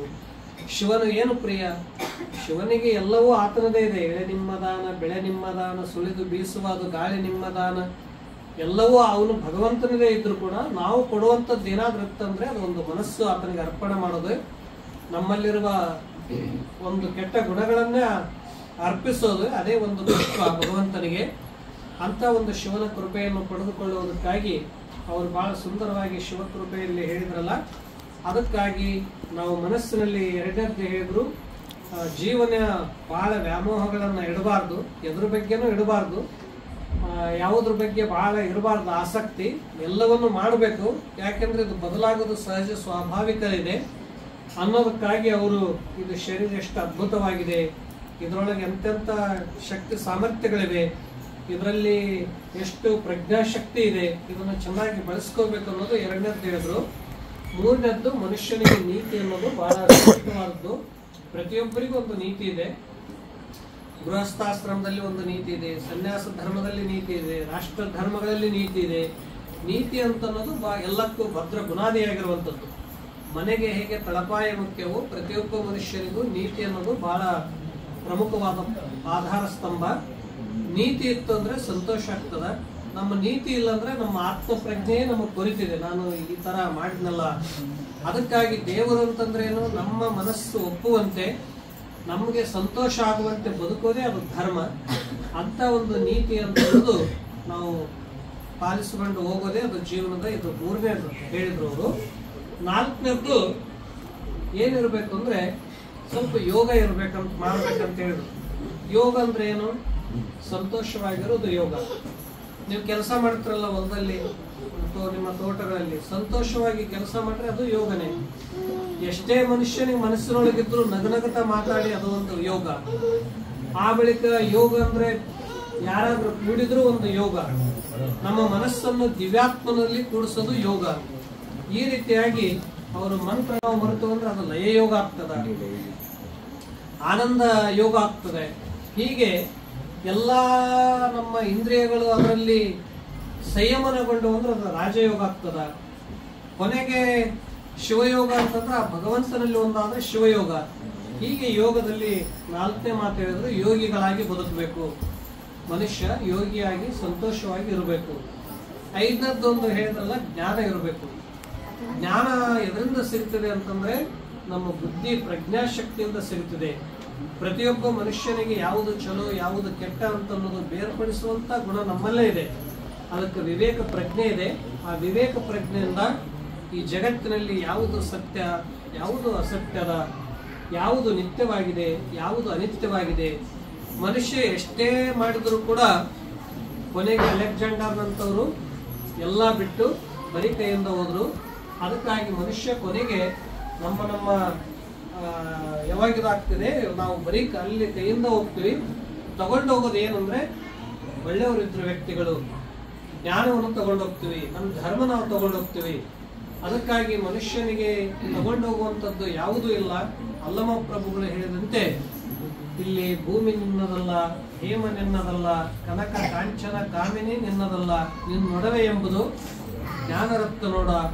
ಆ ಜ್ಞಾನರತ್ನವನ್ನೇ ಅಲಂಕರಿಸಿದೆ. ಆದರೆ ನಿನ್ನಂತ ಸಿರಿವಂತರೆಲ್ಲ ಕಾಣ ಗುಹೇಶ್ವರ ಅನ್ನುವಂತೆ ನಾವು ಜ್ಞಾನರತ್ನ ಅಂತ ಅನ್ನೋದು ಅಲಂಕರಿಸಿದೀವಿ ಅಂತಂದ್ರೆ, ನೀತಿಯ ರತ್ನ ಅಂತ ಅನ್ನೋದು ಅಲಂಕರಿಸಿದೀವಿ ಅಂದ್ರೆ ನಾವು ಯಾವಾಗ್ಲೂ ಸಂತೋಷವಾಗಿರ್ತೀವಿ. ಮತ್ತು ಮನುಷ್ಯ ಯಾವಾಗ್ಲೂ ಎಷ್ಟಿದ್ರು ಅಸಂತುಷ್ಟವಾಗಿ ಬದುಕಿದೀವಿ ಅಂತಂದ್ರೆ ನಮಗೆ ಸಂತೋಷ ಇರೋದಿಲ್ಲ. ಇದು ಜ್ಞಾನ. ಅದಕ್ಕಿಂತ 5-6 ಮಾತಿನಲ್ಲೇ ಒಂದು ಕೈವಲ್ಯ ಹೇಗೆ ಪಡೆದುಕೊಳ್ಬೇಕು ಅಂತ ಹೇಳಿದ್ರು. ಇನ್ನು ನಾವು ಏನ್ ಮಾಡ್ತೀವಿ, ನಮಗೇನಾದ್ರೂ ತಿಳಿಲಿಲ್ಲ ಅಂದ್ರೆ ತಿಳಿದವ್ರ ಕಡೆಯಿಂದ ಕೇಳಿ ಪ್ರಶ್ನೋತ್ತರಗಳನ್ನು ಮಾಡ್ತೀವಿ, ಸಂವಾದಗಳನ್ನು ಮಾಡ್ತೀವಿ, ಚರ್ಚೆಗಳನ್ನು ಮಾಡಿ ತಿಳ್ಕೊಳ್ತೀವಲ್ಲ. ಅದಕ್ಕಾಗಿ ನಮ್ಮ ಭಾರತದಲ್ಲಿ ಪ್ರಶ್ನೆ ಉತ್ತರಗಳಿಂದನೇ ಉಪನಿಷತ್ತುಗಳು ಬಂದವು. ಆ ಪ್ರಶ್ನೋಪನಿಷತ್ತು ಅಂತ ಕರೀತಾರೆ. ಯಾಜ್ಞವಲ್ಕ್ಯ ಮಹರ್ಷಿಗಳು ಮೈತ್ರಿ ಹೀಗೆ ಪ್ರಶ್ನೆಗಳನ್ನು ಕೇಳ್ತಿದ್ರು. ಈ ರೀತಿಯಾಗಿ ಒಂದು ಜ್ಞಾನದ ಪರಂಪರೆ, ಭಕ್ತಿಯ ಪರಂಪರೆ, ಒಂದು ಯೋಗದ ಪರಂಪರೆ ಭಾರತದಲ್ಲಿ ಬೆಳೆದು ಬಂದಿದೆ. ಇವತ್ತಿಗೂ ಕೂಡ ನಮ್ಮ ಹಳ್ಳಿಗಳಲ್ಲಿ ಅದು ಪ್ರತಿಯೊಂದು ಮನೆಗಳಲ್ಲಿ ಕೂಡ ಜೀವಂತವಾಗಿ ಅದು ಸಚೇತನವಾಗಿದೆ. ನೀವೆಲ್ಲರೂ ಬಹಳ ಸದಾ ಎಲ್ಲವೂ ಕಷ್ಟಗಳಿರ್ತವೆ. ಪ್ರತಿಯೊಬ್ಬ ಮನುಷ್ಯನಿಗೂ ಏನಿರ್ತದೆ, ಎಡರಡಿಸಿದ ವೇಳೆಗಳು ಏನ್ ಪಡ್ಬೇಕು ಅಂದ್ರೆ ಭಗವಂತನಿಗೆ ನಾವು ಏನ್ ಪ್ರಾರ್ಥನೆ ಮಾಡ್ಬೇಕಂತ ಹೇಳಿದ್ರು, ಭಗವಂತನೇ ನಮಗೆ ಬೇಕಾದಷ್ಟು ಸಂಪತ್ತು ಕೊಡು, ಅಹಂಕಾರ ಕೊಡಬೇಡ, ಒಳ್ಳೆಯ ರೂಪ ಕೊಡು, ಅದ್ರ ಬಗ್ಗೆ ಅಭಿಮಾನ ಕೊಡಬೇಡ, ಮತ್ತು ನಮಗೆ ಕಷ್ಟ ಬೇಕಾದಷ್ಟು ಕೊಡು, ಆದ್ರ ಧೈರ್ಯವನ್ನ ಕೊಡು, ಅದನ್ನು ಎದುರಿಸುವಂತ ಧೈರ್ಯ ಸಾಮರ್ಥ್ಯಗಳನ್ನು ಕೊಡು, ಮತ್ತು ಯಾವಾಗ್ಲೂ ನಮಗೆ ಸಂತರ ಮಹಾತ್ಮರ ಮಾತುಗಳನ್ನು ಕೇಳುವಂತ ಒಂದು ಮನಸ್ಸನ್ನು ಕೊಡು ಅಂತ ಹೇಳಿ ಪ್ರಾರ್ಥನೆ ಮಾಡಿದ್ರು. ಅದಕ್ಕಾಗಿ ನೀವು ಅಷ್ಟು ಒಂದು ಪ್ರಾಮಾಣಿಕವಾಗಿ ಸತ್ಯಶುದ್ಧವಾಗಿ ನೀವೆಲ್ಲ ಮಾಡ್ತಾ ಬರ್ತಾ ಇದ್ದೀರಿ.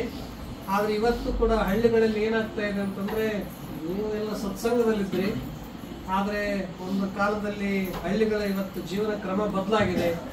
ಅಂದು ಯಾರು ಶ್ರೀಮಂತರು ಹಳ್ಳಿಗಳಲ್ಲಿ ಅಂತಂದ್ರೆ ಯಾರ ಮನೆಯಲ್ಲಿ ಗೋ ಸಂಪತ್ತಿದೆ, ಮತ್ತು ಯಾರ ಮನೆಯಲ್ಲಿ ದುಡಿಮೆ ಅಂತ ಅನ್ನೋದಿದೆ, ಯಾರು ಬಂದವರಿಗೆಲ್ಲ ಊಟ ಮಾಡಿಸುವಂತದ್ದಿತ್ತು, ಅವ್ರು ದೊಡ್ಡವರು ಅಂತ ಅನ್ನೋದಿತ್ತು. ಆದ್ರೆ ಇವತ್ತು ನಮ್ಮ ಕೃಷಿಯಲ್ಲಿ ಕೂಡ ಬಹಳಷ್ಟು ಬದಲಾವಣೆಗಳಾಗ್ತಾ ಇವೆ.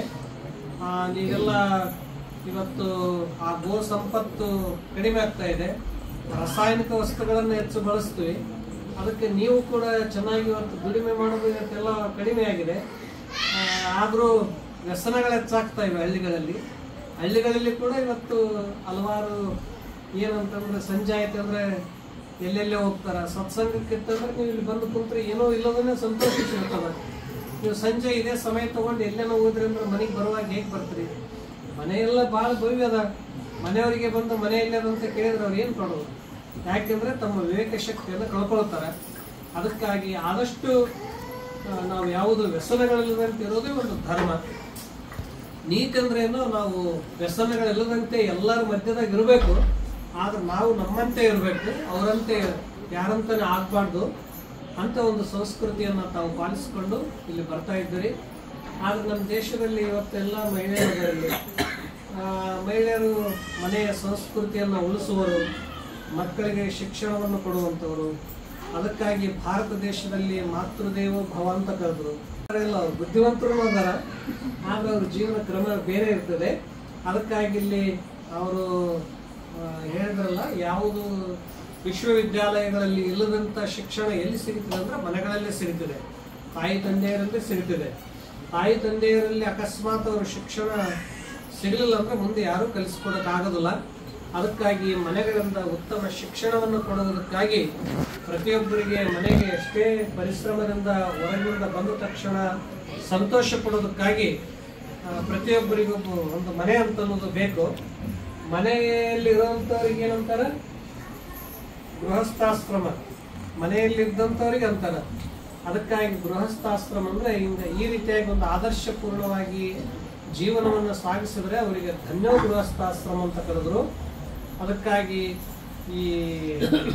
ಈ ಊರಿನಲ್ಲಿ ತಾವೆಲ್ಲರೂ ಅನನ್ಯವಾಗಿ ಪ್ರೀತಿಯಿಂದ ಸಂತೋಷವಾಗಿ ತಾವೆಲ್ಲ ಇಲ್ಲಿ ಶ್ರೇಷ್ಠ ಜೀವನವನ್ನು ಸಾಗಿಸ್ಕೊಂಡು ಬರ್ತಾ ಇದ್ರಿ. ನಾವು ನಿಮ್ಮನ್ನೆಲ್ಲ ನೋಡಿ ಸಂತೋಷ ಆಯಿತು. ಭಾಳ ದಿನ ಆಯಿತು ನಿಮಗೆಲ್ಲ ಭೇಟಿ ಆಗೋ, ಇವರು ಭಾಳ ಹೇಳಿದ ತಕ್ಷಣ ಬಂದಿವಿ, ಭಾಳ ಸಂತೋಷ ಆಯಿತು. ನೀವು ಎಲ್ಲರೂ ಸದಾ ಸಂತೋಷವಾಗಿರಲಿ ಅಂತ ಆಶಿಸಿ, ಮತ್ತು ಜೀವನದಲ್ಲಿ ಯಾವಾಗಲೂ ಮನೆ ಸ್ವಚ್ಛ ಮಾಡೋಕ್ಕೆ ಹೇಗೆ ಮನೆಗೆ ಏನಿರ್ಬೇಕಂದ್ರೆ ಎಷ್ಟೇ ದೊಡ್ಡ ಮನೆ ಕಟ್ಟಿಸಿದ್ರು ಮನೆ ಸ್ವಚ್ಛ ಮಾಡೋಕೆ ಒಂದು ಇರ್ಬೇಕಂತ, ಕಸಬಾರಿಗೆ ಬೇಕು. ಮನೆ ಎಷ್ಟೇ ದೊಡ್ಡದಿದ್ರು ಇದನ್ನೆಲ್ಲ ನೋಡೋಕೆ ಏನು ಬೇಕೋ ಅದು ಬೆಳಕು ಬೇಕಂತ. ಹಾಗೆ ನಮ್ಮ ಮನಸ್ಸನ್ನು ಸ್ವಚ್ಛ ಮಾಡೋದಕ್ಕೊಂದು ಸತ್ಸಂಗ ಇರಬೇಕು, ತಲೆಗೊಂದು ಜ್ಞಾನದ ಅರಿವಿನ ಬೆಳಕು ಅಂತ ಅನ್ನೋದು ಇರಬೇಕು ಅಂತ ಹೇಳ್ತಾರಲ್ಲ, ಅದಕ್ಕೆ ಇವೆರಡು ಅಂತ ಅನ್ನೋದು ಭಾಳ ಮಹತ್ವದ್ದು. ಈ ರೀತಿಯಾಗಿ ತಮ್ಮ ಜೀವನ ಸಾಗಿಸಲಿ ಅಂತ ಆಶಿಸಿ, ನೀವೆಲ್ಲ ಇಷ್ಟು ಜನ ಕೂಡಿರಿ ಒಂದೇ ಕುಟುಂಬದಂತೆ. ಅದಕ್ಕಾಗಿ ಇದನ್ನೆಲ್ಲ ನೋಡಿ ತುಂಬ ಸಂತೋಷ ಆಯಿತು ಅಂತ ಹೇಳಿ, ಪೂಜ್ಯ ತಾವೆಲ್ಲ ಬುದ್ಧಿಜೀವ ಶ್ರೀ ಸಿದ್ದೇಶ್ವರ ಮಹಾಸ್ವಾಮೀಜಿಯವರು ಅವರು ಜ್ಞಾನ ಯೋಗಿಗಳು. ಅವರು ಯಾವುದಕ್ಕೂ ಅಂಟಿಕೊಳ್ಳದಂತೆ ಬಾಳಿದಂಥವರು. ಅವರು ನಿರಾಧಾರಿಗಳು. ಅಂಥ ಅಪರೂಪದ ಮಹಾನ್ ಸಂತರನ್ನು ಸಿಗೋದೇ ಅಪರೂಪ. ಅದಕ್ಕಾಗಿ ಅಂಥ ಗುರುಗಳ ಹತ್ರ ತಾವು ಹಲವಾರು ವರ್ಷಗಳ ಕಾಲ ಬಂದು ಪ್ರವಚನವನ್ನು ಕೇಳ್ತಾ ಇದ್ದೀರಿ. ಈಗ ನಾವು ಬಿಳಿಗಿರಿ ರಂಗನ ಬೆಟ್ಟದಲ್ಲಿರ್ತೀವಿ. ಬಿಳಿಗಿರಿ ರಂಗನ ಬೆಟ್ಟ ಅಂದರೆ ಅದು ರಂಗಸ್ವಾಮಿಯ ವಿಶೇಷವಾದಂಥ ಸ್ಥಾನ, ವಿಷ್ಣುವಿನ ಸ್ಥಾನ. ಒಂದು ಕಡೆ ಶಿವನ ಸ್ಥಾನ ಇದೆ, ಒಂದು ಕಡೆಯಲ್ಲಿ ಪರಶುರಾಮರು ಭಾರತೆಲ್ಲ ಸುತ್ತಿ ಅವ್ರ ತಾಯಿಯ ಹತ್ಯೆ ದೋಷ ನಿವಾರಣೆಗಾಗಿ ಅಲ್ಲಿ ಬಂದು ತಪಸ್ಸನ್ನು ಮಾಡಿರುವಂಥ ಒಂದು ಸಂಪಿಗೆ ವನ ಅಂತಿದೆ. ಆ ಬಳಿಕ ಬಿಳಿಗಿರಿ ರಂಗನ ಬೆಟ್ಟ ಭಾಳ ತಂಪಾದಂಥ ಪ್ರದೇಶ. ಅಲ್ಲಿಯ ಕನಕದಾಸರು ಕೂಡ ಯಳಂದೂರದಿಂದ ಕಾಲ್ದಾರಿಯಲ್ಲಿ ಬಂದು ಒಂದು ಕೆಳಗಡೆ ಗುಪ್ಪದಲ್ಲಿ ಇದ್ದು ಹೋಗಿರೋದಕ್ಕಾಗಿ ಒಂದು ಕನಕದಾಸರ ಗುಹೆ ಅಂತಿದೆ. ಇವೆಲ್ಲ ಅಲ್ಲಿ ಐತಿಹಾಸಿಕವಾಗಿರುವಂಥ ಸ್ಥಾನ. ಬ್ರಿಟಿಷ್ ಆಡಳಿತ ಇರುವಾಗ 800 ಎಕರೆ ಒಬ್ಬರು ಬಿರ್ಲಾದವರು ₹1 ಲೀಸ್ ತೊಗೊಂಡಾರ. 800 ಎಕರೆ ಆಗಿನ ಕಾಲದಾಗ 100 ವರ್ಷ, ಈಗ 75 ವರ್ಷ ಆಗಿದೆ. ಇನ್ನೂ 25 ವರ್ಷ ಬರೀ ₹1 ಕೊಡೋದವ್ರಿಗೆ. ಅದು 800 ಎಕರೆ ಲೀಸ್ ಅದ. ಅಲ್ಲಿ ಈ ಥರ ಅಲ್ಲೆಲ್ಲ ಇವೆ. ಅದಕ್ಕಾಗಿ ಅದಕ್ಕೆ ಐತಿಹಾಸಿಕ ಇದೆ ಮತ್ತು ಅನೇಕ ವನಸ್ಪತಿಗಳ ಔಷಧಗಳಿವೆ, ಒಳ್ಳೆಯ ನೀರಿದೆ, ಒಳ್ಳೆಯ ವಾತಾವರಣ ಇದೆ. ಆದರೆ ನೀವು ಈ ಕಡೆಯವರು ಅಲ್ಲಿ ಬಂದ್ರಿ ಅಂದ್ರೆ ನೀವು ಸ್ವಲ್ಪ ತಂಪಿಗೆ ಭಾಳ ಥಂಡಿ ಇರೋದ್ರಿಂದ ನಿಮಗೆ ಸ್ವಲ್ಪ ಸ್ನಾನ ಮಾಡ್ಕೊಳ್ಳೋಕೆ ಇದಾಗ್ತಿದೆ. ಆ ಬಳಿಕ ಅಲ್ಲಿ ಒಂದು ಸ್ವಾಮಿ ನಿರ್ಮಲಾನಂದರಂತ ಒಬ್ಬರು ಆಗಿ ಹೋದರು ಯೋಗಿಗಳು. ಅವರು ಮಿಲಿಟರಿ ಯೋಧರಾಗಿದ್ದರು. ಹಿರೋಶಿಮಾ, ನಾಗಾಸಾಕಿ ಯುದ್ಧ, ರಷ್ಯಾ ಕಮ್ಯುನಿಸಂ, ಭಾರತ ವಿಭಜನೆಯಲ್ಲೆಲ್ಲ ಇದ್ದು ಅದೆಲ್ಲ ಹಿಂಸೆ ನೋಡಿ ಬೇಡ ಅಂತ ತಿಳ್ಕೊಂಡು ವೈರಾಗ್ಯ ತಾಳಿ 180 ದೇಶ ಸುತ್ತಿ ಬಂದರು ಅವರು. ಅದಕ್ಕೆ ಅವ್ರಿಗೆ ವಿಶ್ವ ಪರ್ಯಟಕರು ಅಂತ ಕರೀತಾರೆ. 180 ದೇಶ ಸುತ್ತಿ ಭಾರತಕ್ಕೆ ಬಂದು ಭಾರತದಲ್ಲಿ 220 ಸ್ಥಾನ ಸುತ್ತಿದ್ರು. ಕೊನೆಗೆ ಅವರು ಅಲ್ಲಿ ಬಂದು 11 ವರ್ಷ ಮೌನವಾಗಿದ್ರು. 11 ವರ್ಷ ಯಾರ ಜೊತೆಗೆ ಮಾತಾಡಲಿಲ್ಲ. ಆಗಿನ ಕಾಲದಲ್ಲಿ ಒಬ್ಬರು ಲಂಡನ್ನಿಂದ ಬ್ರೆಡ್ ಮಾಡಕ್ಕೆ ಮಷನ್ ಕಳಿಸಿದ್ರು. ಆ ಮಷನ್ದಲ್ಲಿ ಒಂದು ಹುಡುಗನ ಇಟ್ಟಿದ್ರು ಬ್ರೆಡ್ ಮಾಡಕ್ಕೆ. ಬರೀ 3ನೇ ಕ್ಲಾಸ್ ಕಲ್ತು ಹುಡುಗ. ಆದ್ರೆ ಗುರುಗಳು ಸೇವೆ ಮಾಡ್ತಾ ಮಾಡ್ತಾ, ವಿದೇಶಿಗರು ಬಂದವ್ರ ಸೇವೆ ಮಾಡ್ತಾ ಇಂಗ್ಲೀಷ್ ಚೆನ್ನಾಗಿ ಕಲ್ತಿರೋದಕ್ಕಾಗಿ ಅವನಿಗೆ ಇಂಗ್ಲೀಷ್ ಪುಟ್ಟಣ ಅಂತಾರೆ. ಇವತ್ತಿಗೆ 80 ವರ್ಷ ಅವ್ರಿಗೆ. ಗುರುಗಳು ಅಲ್ಲಿದ್ದರು. ಅಲ್ಲಿ ಅವ್ರ ಜೊತೆಗೆ ಅವ್ರು ಹೇಗೆ ಅಂದ್ರೆ ಒಂದು ಸಲ ಕಾಡಿನಲ್ಲಿ ಕುಂತಾಗ ಒಂದು ಜಿಂಕೆ ಗುಂಪು ಬರ್ತಿದೆ, ಆನೆ ಸಮೂಹ ಬರ್ತಿದೆ. ಒಂದು ಜಿಂಕೆ ಮರಿ ಬಂದು ತನ್ನ ಗುಂಪಿನಿಂದ ಬಿಟ್ಟು ತೊಡೆ ಮೇಲೆ ಬಂದು ಗುರುಗಳು ಹತ್ರ ಕೂಡ್ತಿದೆ. ಆದ್ರೆ ಅದು 10 ವರ್ಷ ಅವ್ರ ಕಡೆ ಇರ್ತದೆ. ಅದ್ರ ಹೆಸರು ಬಂದಿ ಅಂತ ಇಟ್ಟಿರ್ತಾರೆ. ಆದರೆ ಯಾವಾಗ ಫಾರೆಸ್ಟ್ದವರು ಕರ್ನಾಟಕ ಸರ್ಕಾರ ಒಂದು ರೂಲ್ಸ್ ಮಾಡ್ತಾರೆ ಯಾವ ಸಾಕಬಾರ್ದು ಅಂತ, ಅದಕ್ಕಾಗಿ ಕಾಡಿಗೆ ಬಿಡೋಣ ಅಂತ ತಿಳ್ಕೊಂಡು ಯೋಚನೆ ಮಾಡ್ತಾರೆ. ಅದು ಅಂದೇ ಪ್ರಾಣ ಬಿಡ್ತಾರೆ. ಅದಕ್ಕಾಗಿ ಅವ್ರದ್ದೊಂದು ಸ್ಟ್ಯಾಚು ಮಾಡಿದ್ದಾರೆ ಬಂದಿದ್ದು. ಅವರು ಮನಸ್ಸಿಗೆ ಭಾಳ ನೋವಾಗ್ತದೆ. ಅದಕ್ಕೆ ಗುರುಗಳಿಗೆ ಭಾಳ ಸಂಬಂಧ ಇತ್ತು. ಮತ್ತು ಈ ರೀತಿಯಾಗಿ ಗುರುಗಳಲ್ಲಿ ಒಂದು 40 ವರ್ಷ ಅಲ್ಲೇ ಇದ್ದರು. ಎಲ್ಲ ದೇಶದ 1997ರಲ್ಲಿ ಜನವರಿ 10ನೇ ತಾರೀಕಿಗೆ ಎಲ್ಲ ಆರೋಗ್ಯ ಚಲೋ ಇರುವಾಗಲೇ 3 ತಿಂಗಳ ಮೊದಲೇ ಎಲ್ಲರಿಗೆ ಡಿಕ್ಲೇರ್ ಮಾಡಿ ಹೇಳಿದರು, ನಾನು ವೈಕುಂಠ ಏಕಾದಶಿ ದಿನ ನಾನು ಸ್ವಯಂ ಸಮಾಧಿ ತಗೊಳ್ತೀನಿ ಅಂತ.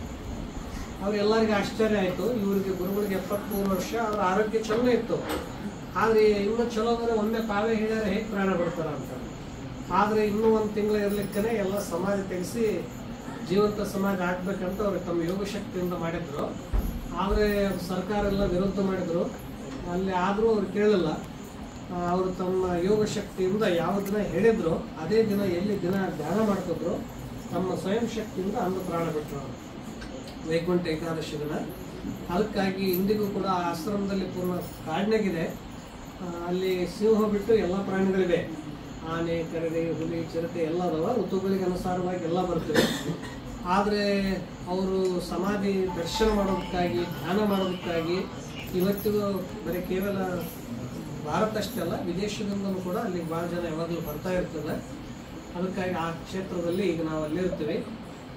ಒದ್ದೆಗಾಗಿ ನಾವು ಕೆಲವು ದಿನ ಹಿಮಾಲಯದಲ್ಲಿದ್ವಿ, ಡೆಲ್ಲಿ, ನೋಯ್ಡಾದಲ್ಲಿದ್ವಿ, ಹಿಮಾಚಲ ಎಲ್ಲ ಭಾಗದಲ್ಲೂ ಕೂಡ ಯೋಗ ಹೇಳ್ತಾ ಇರ್ತೀವಿ. ತಾವು ಕೂಡ ಇಲ್ಲಿ ಬಹುತೇಕ ನಿಮ್ಗೆ ನೋಡಿದ್ರೆ ನಮ್ಗೇನು ಯಾರು ಬದಲಾವಣೆ ಇಲ್ಲ. ಹೇಗಂದ್ರೆ ಹಾಗೆ ಅದ ಈ ಊರಿನಾಗ ಎಲ್ಲರೂ ಆರೋಗ್ಯ ಚಲೋ ಎಲ್ಲರೂ. ಯಾಕಂದ್ರೆ ಎಲ್ಲ ಮನೋಸ್ವಾಸ್ಥ್ಯ ಇರೋದಕ್ಕಾಗಿ ನಿಮ್ಮೆಲ್ಲ ಆರೋಗ್ಯವು ಕೂಡ ಎಲ್ಲ ಚೆನ್ನಾಗಿ ಇಟ್ಕೊಂಡ್ರಿ, ಖುಷಿಯಾಗಿದ್ರಿ. ಮೊದಲು ಈಗೆಲ್ಲ ಮನೆಗಳು ಎಷ್ಟು ಸುಂದರ ಸುಂದರ ಮನೆಗಳನ್ನು ಮಾಡ್ತಾ ಇದ್ರಿ. ಹೀಗೆ ನಿಮ್ಮ ಜೀವನ ಎಲ್ಲರದ್ದು ವಿಕಾಸ ಆಗಲಿ. ಊರಲ್ಲಿ ಯಾವಾಗಲೂ ಒಂದು ಆದರ್ಶವಾಗಿರಲಿ.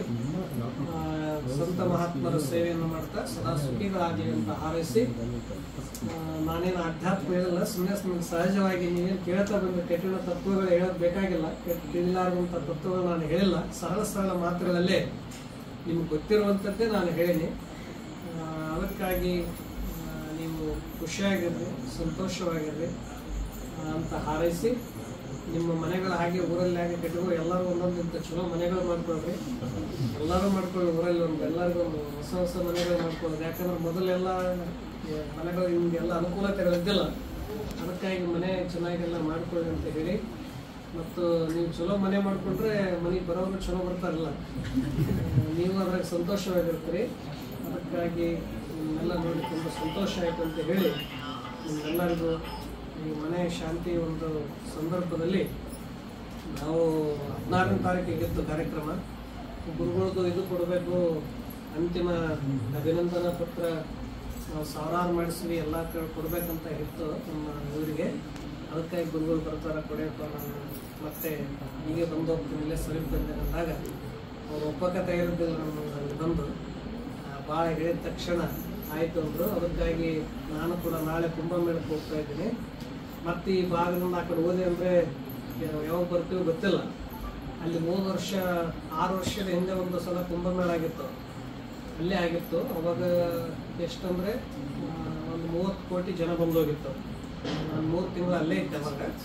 ಈ ಸಲ 50 ಕೋಟಿ ಜನ ಬಂದು ಹೋಗಿದ್ದಾರೆ ಅಂತ ಹೇಳ್ತಾ ಇದ್ದಾರೆ ಈಗ. ಅದಕ್ಕೆ ಈ ಸಲ ಈ ಮಾಧ್ಯಮಗಳಿರೋದ್ರಿಂದ ಹೆಚ್ಚು ಪ್ರಚಾರ ಆಗಿರೋದ್ರಿಂದ ಪ್ರತಿಯೊಬ್ಬರು ಕುಂಭಮೇಳದಲ್ಲಿ ಹೋಗಿ ಸ್ನಾನ ಮಾಡಿ ಬರ್ತಾರೆ. ಕುಂಭ ಅಂತಂದ್ರೆ ಏನು? ಅಲ್ಲಿ ದೇವತೆಗಳು ಅಮೃತ ತಗೊಂಡು ಹೋಗುವಾಗ ಆ ನೀರಿನಲ್ಲಿ ಅಮೃತ ಬಿದ್ದಿದೆ. ಆ ನೀರಿನಲ್ಲಿ ಸ್ನಾನ ಮಾಡೋದ್ರಿಂದ ಒಂದು ಪವಿತ್ರತೆ, ಪರಿಶುದ್ಧತೆ ಹೆಚ್ಚಿಸ್ತದೆ, ನಮ್ಮ ದೋಷಗಳೆಲ್ಲ ನಿವಾರಣೆ ಆಗ್ತದೆ ಅಂತ ಒಂದು ಭಾವನೆ. ಈ ನಂಬಿಕೆ ಯಾರು ಕೊಟ್ಟರು?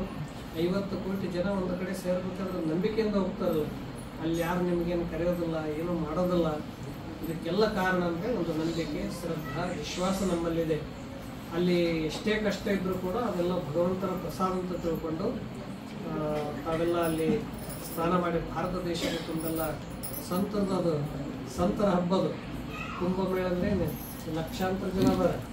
ಭಾರತ ದೇಶದಲ್ಲಿ ಎಷ್ಟು ಪರಂಪರೆಗಳಿದೆ ಅಷ್ಟು ಪರಂಪರೆಯ ಸಂತರಲ್ಲಿ ಅದಾರ. ಒಂದೊಂದು ಅಖಾಡದಲ್ಲಿ ಒಂದೊಂದು ಲಕ್ಷ ಜನ ಇರ್ತಾರೆ. 1 ಲಕ್ಷ, 2 ಲಕ್ಷ, 3 ಲಕ್ಷ ಅಷ್ಟು ಜನ ಸನ್ಯಾಸಿಗಳನ್ನು ನೋಡೋದು ಆ ಇದರಲ್ಲೇ ಎಲ್ಲ ಥರದವರು ಇರ್ತಾರೆ. ಅದಕ್ಕಾಗಿ ಅಂಥ ಒಂದು ದಿವ್ಯ ಸಾಧನೆಗಳನ್ನು ಮಾಡುವಂಥ ಒಂದು ಪರಂಪರೆ ಭಾರತದಲ್ಲಿದೆ. ಬಹುತೇಕ ಇದು ವಿಶ್ವ ದಾಖಲೆ. ಇಷ್ಟು ಜನ ಇಲ್ಲಿ ಯಾವ ದೇಶದಾಗೂ ಕೊಡಲ್ಲ. ಅದು ಆಧ್ಯಾತ್ಮಿಕವಾಗಿ 40-50 ಕೋಟಿ ಜನ ಯಾವ ದೇಶದಾಗೂ ಕೊಡಲ್ಲ. ಅದು ಭಾರತದಲ್ಲಿ ಮಾತ್ರ ಸಾಧ್ಯ. ಅಂಥ ಒಂದು ನಂಬಿಕೆ ಪ್ರತಿಯೊಬ್ಬರಲ್ಲಿದೆ. ಅದಕ್ಕಾಗಿ ಕುಂಭ ಅಂತಂದ್ರೇನು? ಈ ಜೀವನವು ಶುದ್ಧವಾಗಿರೋದೇ ಕುಂಭ. ಇದೆ ಶರೀರವೇ ಒಂದು ಕುಂಭ. ಇದರಾಗ ಪರಿಪೂರ್ಣವಾಗಿ ಎಲ್ಲ ತುಂಬಿ ಭಗವಂತನಿಗಾಗಿ ಅರ್ಪಣೆ ಆಗಿತ್ತು ಅಂದ್ರೆ ಇದೇ ಕುಂಭ. ಒಳಗಡೆ ಸ್ವಚ್ಛ ಮಾಡಿಕೊಂಡು ಅಂದ್ರೆ ಇದು ಕುಂಭ. ಅದಕ್ಕಾಗಿ ನಿಮ್ಮ ನಿಜಗುಣ ಶಿವಗುಣವರು ಹೇಳಿದ್ರಲ್ಲ, ಮನಸ್ಸಿನ ಸ್ನಾನವೇ ಬಹಳ ಶ್ರೇಷ್ಠವಾದದ್ದು. ವಿಮಲ ಮಾನಸದಿಂದೇ ಶುಭತೀರ್ಥ ಮುಂಟೆ ಅಂತ ಹೇಳಿದ್ರಲ್ಲ. ವಿಮಲ ಮಾನಸ ಅಂದ್ರೆ ಇದು ಒಂದು ಮಾನಸ ಸರೋವರ, ಇದು ಒಂದು ಶುಭತೀರ್ಥ ಸರೋವರ. ಅದಕ್ಕಾಗಿ ಅಂತರಂಗ ಬಹಿರಂಗ ಶುದ್ಧಿಗಾಗಿ ಎರಡು ಅದರಿಂದ ನಮಗೆ ದೊರಕುವಂಥದ್ದು ಅಧ್ಯಾತ್ಮದಿಂದ ಅಂತ ಹೇಳಿ ಈ ಸಂದರ್ಭದಲ್ಲಿ ತಾವೆಲ್ಲ ಬಂದರೆ ತುಂಬ ಸಂತೋಷ ಆಯಿತು ಅಂತ ಹೇಳಿ ನಿಮ್ಮೆಲ್ಲರಿಗೂ ವಂದಿಸಿ ನನ್ನ ಒಂದು ಮಾತಿಗೆ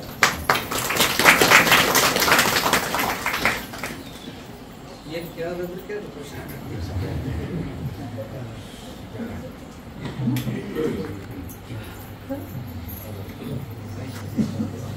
ಗುಲ್ಬರ್ಗದಲ್ಲಿ ಒಂದು ಫಂಕ್ಷನ್ ಎಲ್ಲ ಧರ್ಮ ಸಂದೇಶ ಸಾರದ. ಅದಕ್ಕಾಗಿ ನೀವು ಕೊಡಬೇಕು. ಮನೇಶ್ ಗಿಫ್ಟ್ ಏನು ಕೊಡಬೇಕು ಅಂತಂದ್ರೆ ಈ ಗುರುಗಳು ಕೊಡೋದು ಅಂತ ಅವ್ರು ಗಿಫ್ಟ್ ಕೊಡೋದು ಬರಲಿ.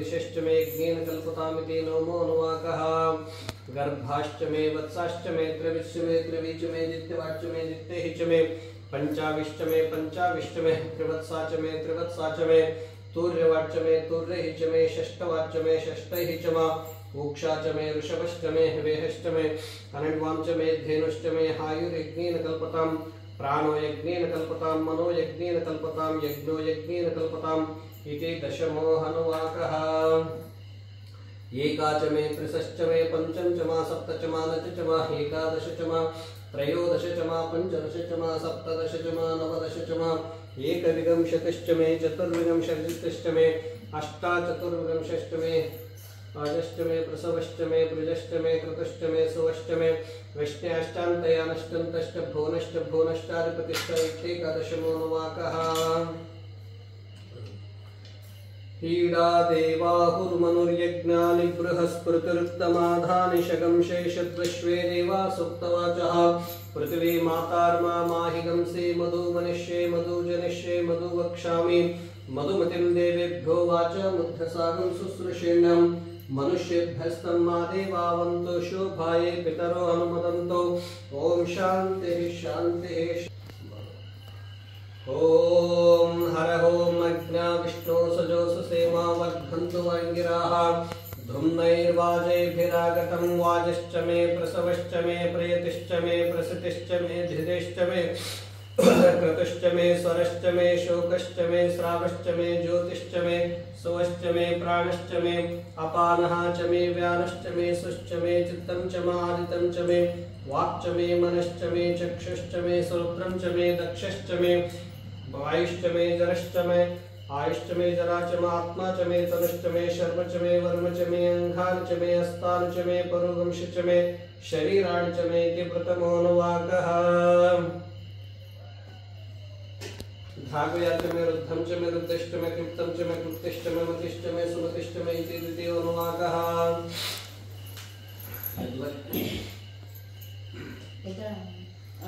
ऊर्च मे सुनृता च मे पयश्च मे रसश्च मे घृतं च मे मधु च मे सग्दिश्च मे सत्यश्च मे कृषिश्च मे वैष्टिश्च मे चैत्रं च मे आद्यध्यं च मे रयश्च मे रायश्च मे पुष्टं च मे पुष्टिश्च मे प्रभु च मे बहु च मे भूयिश्च मे पूर्णतरं च मे पूर्णतरं च मे क्षिपश्च मे पूयावाश्च मे अन्नं च मे क्षयश्च मे रेहश्च मे यावाश्च मे माशाश्च मे तिलाश्च मे मुद्धाश्च मे कल्वाश्च मे गोधामाश्च मे मुसूराश्च मे प्रेङ्गवश्च मे आणावाकाश्च मे श्यामाकाश्च मे निवारश्च मे चतुर्थनुवाकः।